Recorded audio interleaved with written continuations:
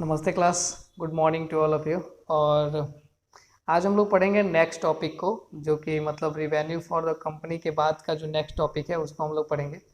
Topic पढ़ने से पहले हम लोग कुछ क्लियर कर लेना चाहते हैं कि हमने पिछले पिछले क्लासेज में आप लोगों से बात की थी आपकी नोटबुक के बारे में, कि मतलब क्या आप लोग का नोटबुक का क्या सीन चल रहा है, कि कितने लोगों ने कंप्लीट किया, कितने लोगों ने कंप्लीट नहीं किया।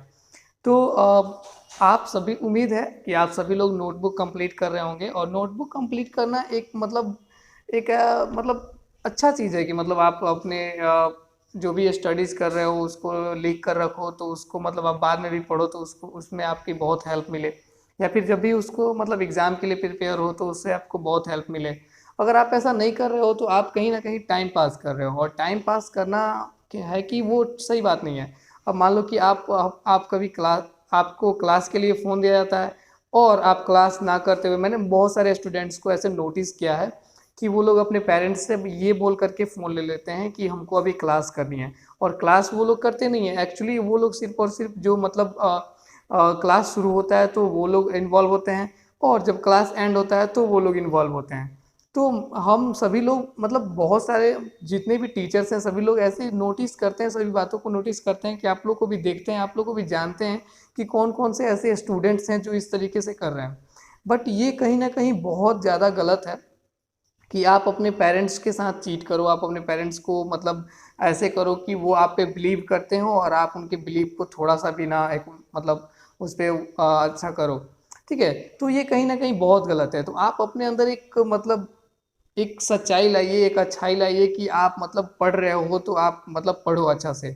और जो चीज़ें समझ में नहीं आती हैं वो बहुत बार पूछो, मतलब जब तक समझ में नहीं आती हैं तब तक पूछो, या फिर पढ़ो, किताब पढ़ो, बुक्स रीडिंग्स का हैबिट्स बनाओ। ठीक है, तो इन सारी चीज़ों को मतलब एक स्टूडेंट्स के अंदर होना चाहिए, तो वो मतलब एक अच्छा कर सकता है, कहीं ना कहीं वो अपने क्लास में अच्छा कर सकता है, और क्लास के साथ साथ वो अपने स्कूल्स में अच्छा कर सकता है। मतलब कि कहने का मतलब है कि वो जहाँ भी रहे वो अच्छा कर सकता है उस समय। ठीक है, तो अब देखिए कि जैसे कि एग्जांपल ले लीजिए कि आपके ही क्लास के बहुत सारे स्टूडेंट्स ऐसे होंगे जो कि मतलब नोट्स भी बना रहे होंगे और डेली क्लास भी अटेंड कर रहे होंगे, और मतलब जो भी चीज़ें कही जा रही होंगी वो सारी चीज़ों पे वो लोग ध्यान दे करके कर भी रहे होंगे। तो उनमें और अपने आप में एक डिफरेंस देख लीजिएगा कि उनमें और अपने आप में क्या डिफरेंस है। वो लोग एक बहुत ही एक्साइटेड पर्सन होते हैं जो कि मतलब नए कामों को लेकर के बहुत ज़्यादा एक्साइटेड रहते हैं, और वो लोग मतलब कि अब किसी भी नए काम को लेकर के एक चैलेंज की तरह उसको पूरा करते हैं। हमारे लिए भी नया क्लास क्या है कि एक चैलेंज ही तो है। हम लोग भी एक नए क्लास में आए हैं, तो नए क्लास में हम लोग को मतलब एक उत्सुकता रहती है कि हम लोग कैसे इसको अच्छा करें। पिछले क्लास में जो गलतियां हुई वो इस क्लास में गलतियां नहीं होनी चाहिए। बट कुछ लोगों को देख रहे हैं कि पिछले क्लास में जो वो किए वो उससे बदतर होते जा रहे हैं, वो उससे मतलब बुरा करते जा रहे हैं। पहले मतलब उनको कैसे भी डांट के रखा जाता था, वो बोल के रखा जाता था, पीटा भी जाता था बहुत इन द सेंस बहुत समय में, कि तुम पढ़ाई करो, पढ़ाई के अलावा कुछ नहीं करो, तुम नोट्स बनाओ, तुम डेली स्कूल जाओ, तुम अपना क्लास अटेंड्स करो। लेकिन अभी भी वो लोग ऐसा ही कर रहे हैं कि अब तो वो फ्री हो गए हैं कि ना, कि मतलब अब आपको पढ़ने के ऊपर ना ही कोई प्रेशराइज है, ना ही आपकी कोई फैमिली कह रही है कि तुम पढ़ाई करो, और ना ही आपको मतलब ऐसा लग रहा है। आप पढ़ाई के नाम पे अपने पेरेंट्स से फ़ोन ले लेते हो, और फ़ोन लेकर के आप वीडियोज़ गेम खेलते हो, एक्सेट्रा एक्सेट्रा जो भी करते हो फ़ोन पे। तो ये सारी चीज़ें कहीं ना कहीं गलत है। तो ये मतलब हम समझते हैं कि ये चीज़ें आपको बहुत ज़्यादा परेशान कर सकती हैं फ्यूचर में। तो इसके लिए क्या है कि आप अपने अंदर एक मोटिवेशन लाइए, आप अपने अंदर एक मतलब एक इच्छा लाइए, जिससे कि आपको मतलब पढ़ने के लिए हिम्मत मिले, आप पढ़ें और पढ़कर मतलब कि एक ये साबित करके दिखाएं कि आप एक अच्छे स्टूडेंट हैं। ठीक है, तो खैर यहीं पे हम लोग फिनिश करते हैं, क्योंकि वीडियो भी ज़्यादा लंबा करना नहीं है, क्योंकि बहुत सारे जो हैं वो ज़्यादा लंबा वीडियो देखते भी नहीं है। मतलब वो लोग, उन लोगों को लगता है कि क्या बोरिंग चैप्टर्स होने वाले हैं। इस टाइप का हिस्ट्री का ऐसा सीन रहा है। हमने बहुत बार बताया है कि हिस्ट्री को कैसे पढ़ेंगे तो हम लोग या कैसे उसको अच्छा कर सकते हैं। इसी क्रम में हमने वीडियो छोटा भी किया है, और क्लास के टाइमिंग्स को लेकर के भी वीडियो छोटा किया गया है कि आप लोग क्लास के टाइमिंग में ही देखें, और क्लास के टाइमिंग्स के अलावा आप लोग वीडियो ना देखें। और देखिए, बहुत सारे लोगों के पेरेंट्स से या फिर बहुत सारे लोगों ने किसी टीचर से या फिर अपने आप से ये कहा कि अपने पेरेंट्स से ये कहा कि हमको हिस्ट्री या फिर जो भी सब्जेक्ट्स होते हैं उसको वीडियो देखने के लिए हमको एक्स्ट्रा टाइमिंग में भी फ़ोन चाहिए होता है। एक्स्ट्रा टाइमिंग का मतलब ये हो गया कि जो आपका शेड्यूल है, साढ़े मतलब कि 2 बजे से लेकर के 5:30 बजे तक का जो शेड्यूल है उसके बाद भी आपको फ़ोन चाहिए होता है। तो ये कहीं ना कहीं बहुत ज़्यादा गलत है कि आप मतलब एक गलत इम्प्रेशन डाल रहे हो अपने पेरेंट्स के बीच, किसी अपने स्कूल का या फिर किसी टीचर्स का। आपके टीचर्स खुद ये कहते हैं कि आप अपने फ़ोन आप अपने क्लास के टाइम में ही आप जो भी है वीडियो देखिए, उसी समय जो CWs होते हैं वो कर लीजिए, जो SWs होते हैं उसको कर लीजिए। बाकी का सारा वर्क आप क्लास में ही करो। अदरवाइज आपका जो भी टाइम्स है उस टाइम पे आपको कुछ करने की ज़रूरत नहीं है। आप अपने घर के लोगों के साथ इन्वॉल्व रहो, उनके काम में हाथ बटाओ और जो भी मतलब तुम कर सकते हो वो करो, ठीक है। तो खैर लिमिट, हम लोग इन सारी चीज़ों को छोड़ते हैं। जो भी समझने वाले होंगे वो काफ़ी समझ गए होंगे इन सारी चीज़ों को काफ़ी हद तक, और जिनके बारे में जो नहीं समझना चाहते हैं वो खैर अपने देख लें, अपना वो किस हिसाब से अपने क्लास को करते हैं, ठीक है। तो अगला हम लोग टॉपिक पढ़ेंगे, बहुत ही इंपॉर्टेंट टॉपिक है कि the need to improve agriculture. जैसे कि आप लोग देख रहे होंगे कि पीछे हमने लिख रखा है कि क्या क्या हमें आज पढ़नी है। तो पहला टॉपिक हमने लिख रखा है the need to improve agriculture. तो नीड टू इम्प्रूव एग्रीकल्चर में अब हम लोग देखें कि मतलब अब ये टॉपिक आया कहाँ से। मतलब सबसे पहले हम लोग ये देखेंगे कि मतलब इसकी ज़रूरत क्यों पड़ी। मतलब कि हमारे जो किसान थे उसको एग्रीकल्चर के इम्प्रूवमेंट की ज़रूरत क्यों पड़ी। मतलब क्यों ऐसा हुआ कि कंपनी चाहती थी कि गांव पे लोगों पे इन्वेस्ट किया जाए। भाई ये तो बहुत ही अचानक रेयर केस वाली बात हो गई ना, कि मतलब कि अब कंपनी भी चाहती है कि भाई गांव का जो भी किसान हैं उनके एग्रीकल्चर को ठीक किया जाए, मतलब उनकी एग्रीकल्चर में खेती किया जाए, सॉरी मतलब उनके एग्रीकल्चर में कुछ इन्वेस्ट कर दिया जाए जिससे कि उनकी खेती अच्छी हो, उपज अच्छा हो, और भी मतलब वो किसान जो है खुश रहें। ऐसा था क्या? नहीं, बिल्कुल ऐसा बिल्कुल नहीं था। कंपनी तो मतलब ऐसा कभी चाहती ही नहीं थी कि वो मतलब गांव के मतलब सिर्फ और सिर्फ कहने का मतलब यह है कि कंपनी सिर्फ और सिर्फ अपना फ़ायदा देखती थी, अपना बेनिफिट देखती थी कि मतलब हम कैसे मतलब संतुष्ट रहें, हम कैसे मतलब हमारी जो समस्याएं हैं वो कैसे समाप्त हो सकें। तो इस क्रम में मतलब क्या किया उन्होंने कि जब रिवेन्यू के बारे में बात हुआ था तो रिवेन्यू हुआ कि जब रिवेन्यू बढ़ा दिया गया था सेम टाइप्स का, जैसे हम लोग पिछले चैप्टर में पढ़ा था कि सेम टाइप का रिवेन्यू लगा दिया गया सभी किसान के ऊपर, जितने भी जिसके पास ज़मीन कम हो, जिसके पास ज़मीन ज़्यादा हो, इसका कोई ध्यान नहीं रखते हुए मतलब सेम टाइप का रिवेन्यू लगा दिया गया।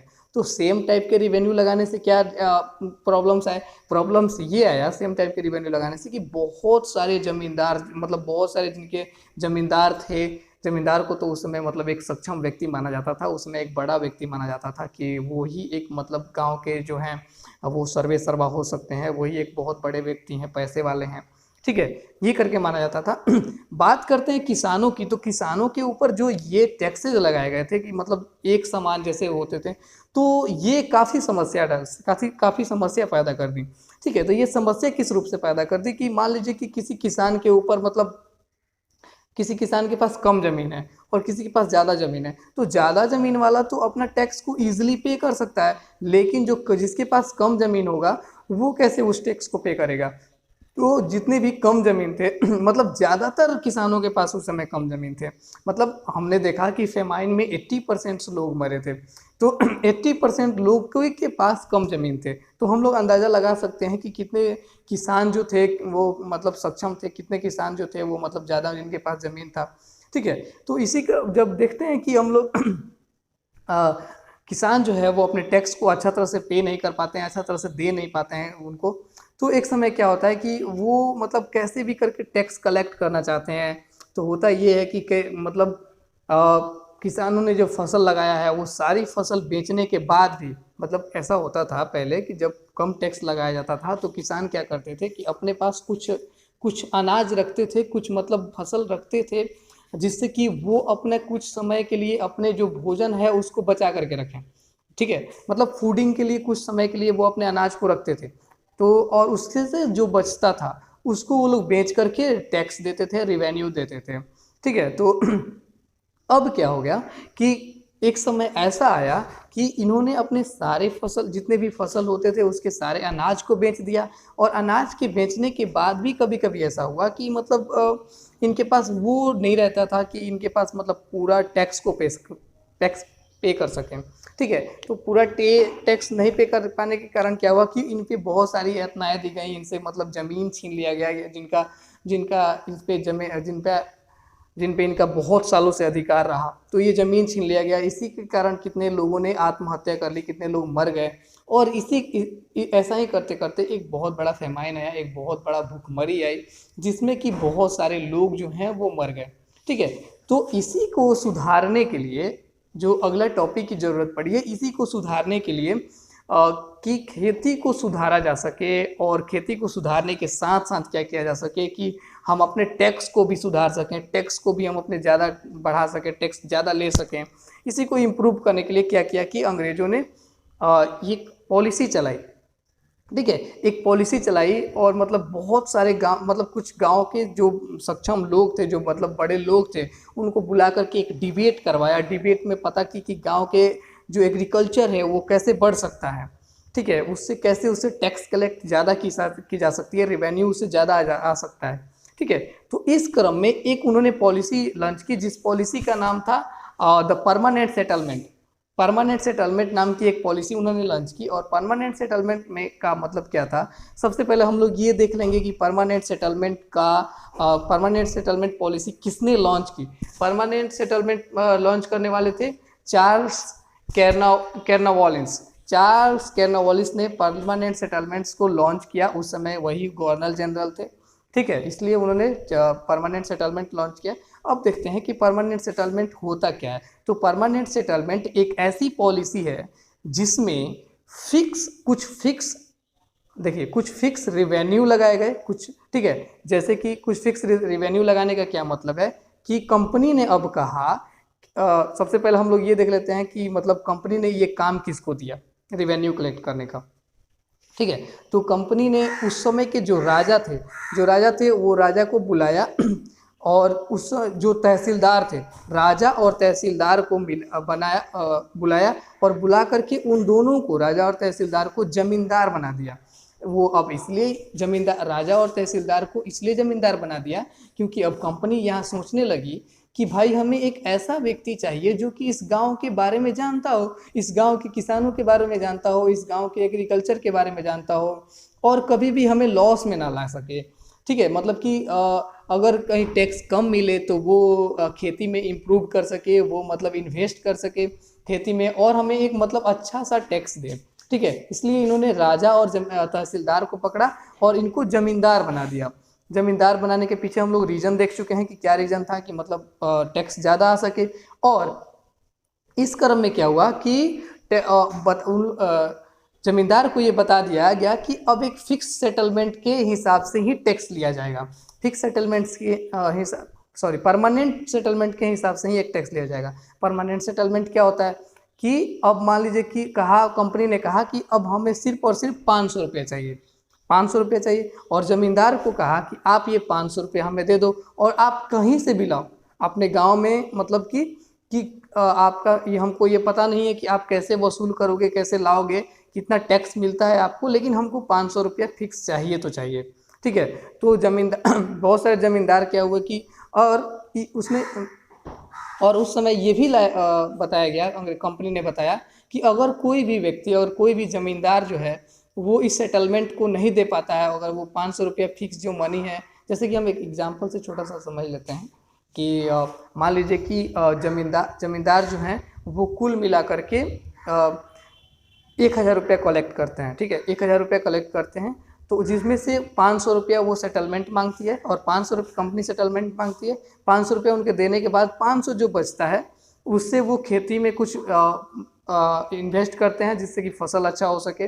ठीक है, अब कभी कभी ऐसा होता था कि अगर जो कलेक्शन होता था, रेंट का जो कलेक्शन होता था किसानों से, वो 500 से ज़्यादा होता ही नहीं था। तो कंपनी ये कहने लगी कि आप कुछ भी करो, आप 100 रुपये ही कलेक्ट करो तो क्या, उससे हमको कुछ लेना देना नहीं है, हमको सिर्फ और सिर्फ कितना चाहिए, हमको सिर्फ और सिर्फ 500 रुपया ही चाहिए, हमको 500 रुपया दे दो और बाकी तुम समझते रहो। ठीक है, और जो जमींदार 500 रुपया नहीं दे पाते थे उनसे उनकी ज़मींदारी ऑक्शन करके छीन ली जाती थी। ऑक्शन करके छीनना मतलब बोली लगा करके छीन ली जाती थी। कुछ लोगों को बुलाया जाता था जो कि ज़मींदार बनने के जो कि जमींदार बनना चाहते थे। जमींदारी एक बहुत ही अच्छी वो थी, मतलब कि उस समय एक हाई प्रोफेशनल कह सकते हैं हम लोग, हाई प्रोफेशनल के वो था कि मतलब जो जमींदार होते थे उनको एक बहुत ही रेस्पेक्ट मिलती थी, बहुत ही अच्छा उनका ओहदा होता था। ठीक है, तो ये कह सकते हैं। तो इसलिए ऑक्शन करके जमींदारी बेच दी जाती थी। अब धीरे धीरे जमींदार भी समझने लगे कि हमें ऐसा नहीं करना चाहिए। ठीक है, तो अब अगला टॉपिक है द प्रॉब्लम्स। तो अब प्रॉब्लम्स पे डिस्कस करते हैं। क्या हुआ कि अब देखिए इन जमींदारों ने क्या किया कि जब उनसे उनके जब जब टैक्स अच्छा समय जब सही समय पे टैक्स नहीं पे कर पाते थे तो उनकी जमींदारी छीनी जाने लगी। तो जमींदारों ने क्या किया कि अ, जमींदारों ने किया कि अब वो खेतों में इन्वेस्ट करना ही छोड़ दिए, फसल को अच्छा उपज डाला ही छोड़ दिए। ठीक है, तो वो समझ चुके थे कि अब हम जो भी कर रहे हैं वो मतलब सही नहीं है, जो भी कर रहे हैं वो मतलब सिर्फ और सिर्फ उनका उन्हीं का बेनिफिट्स है, हमारा उससे कुछ होने वाला नहीं है। ठीक है, तो इससे एक बहुत बड़ी समस्या खड़ी हो गई कंपनी को। तो उस वही हम लोग पढ़ेंगे द प्रॉब्लम में। तो जमींदारों ने कोई इन्वेस्ट ही नहीं किया, देखा हम लोगों ने कि जमींदारों ने खेती में कोई इन्वेस्ट नहीं किया जिससे कि उनको टैक्स अच्छा आ सके। और 19th सेंचुरी में मतलब 19वीं शताब्दी में बहुत समय बाद ऐसा हुआ कि जो अनाजों की जो खेतों में अनाज उपजाए जाते थे, जो किसान अनाज उपजाते थे, उसकी मार्केट वैल्यू बहुत ज़्यादा बढ़ गई। ठीक है, तो मार्केट वैल्यू बहुत ज़्यादा बढ़ जाने के कारण क्या हुआ कि अब मार्केट वैल्यू जब बढ़ गई तो इससे अब तो सिर्फ और सिर्फ 500 रुपया ही देना था अंग्रेजों को। तो 500 रुपया दे करके बाकी जितना पैसा होता था वो लोग अपने पास रख लेते थे। लेकिन यहाँ पर भी वो लोग क्या करते थे कि खेती में किसी भी चीज़ों को इन्वेस्ट नहीं करते थे। कोई भी चीज़ ये लोग इन्वेस्ट नहीं करते थे जिससे कि मतलब क्या हो सके कि खेती अच्छा हो सके। ठीक है, तो इन्वेस्ट नहीं करने का मतलब नतीजा क्या होता था कि सिर्फ और सिर्फ इनको ही प्रॉफिट होता था, जो मार्केट से पैसा बचते थे वो लोग ये खुद रख लेते थे। और रखने के बाद मतलब कि ये उससे अपना मतलब और भी ज़्यादा वो करने लगे थे। ठीक है, तो इससे आया अब रिस्क ऑफ इन्वेस्टमेंट। अब रिस्क ऑफ इन्वेस्टमेंट में कहती है क्या कंपनी कि जो भी आपको प्रॉफिट होता है, मान लीजिए कि जो भी 500 रुपये के अलावा जो भी आपके पास पैसा बचता है, जमींदारों से कहती है कि जो भी आपके पास पैसा बचता है उन सारे पैसों को आप किसी ज़मीन की, जो भी किसान के ज़मीन है उसको सही करने में, भूमि को उपजाऊ बनाने में आप उसको इन्वेस्ट करेंगे। तो ज़मींदार ऐसे तैयार नहीं होते हैं। ठीक है, तो कभी कभी ऐसा होता था कि मतलब मनी लेंडर से किसी ज़मींदार को पैसा लेना पड़ता था कि वो अपने कंपनी की पैसा को चुका सके। ठीक है, तो इससे देखा गया कि मतलब जो बहुत हद तक देखा गया कि मतलब अब कंपनी परेशान हो चुकी थी कि अब सिर्फ देख रही थी कि सिर्फ और सिर्फ प्रॉफिट किसका हो रहा है, ज़मींदार का ही प्रॉफिट हो रहा है। और किसान भी मतलब उतना ही फसल उपज कर पा रहे हैं जितना कि मतलब उनको ज़रूरत है, जिससे कि उनको टैक्स दिया जा सके। बाकी की सारी फसल वो रख लेते हैं अपने खान पान के लिए। ठीक है, तो अगला टॉपिक ये है कि ए न्यू सिस्टम इज़ डिवाइस्ड। मतलब कि अब कंपनी ने एक नया सिस्टम लॉन्च करती है जिससे कि वो मतलब कि और भी ज़्यादा कुछ और ला सके, कुछ और पॉलिसी ला सके जिससे कि उनका टैक्स जो है वो और ज़्यादा कलेक्ट हो। यहाँ पे क्या होता है कि जो परमानेंट सेटलमेंट होता है वो ख़त्म हो जाता है। ठीक है, तो तब तक के लिए हम विदा लेते हैं आप लोगों से। और उम्मीद करेंगे कि आप सभी लोग नोट्स बना करके रखेंगे। और हम लोग नेक्स्ट वीडियो में अगला 2 टॉपिक्स पढ़ेंगे। एक पहला टॉपिक्स होगा a new system in device, और भी टॉपिक्स होंगे। तब तक के लिए bye, see you guys, have a take care and good day.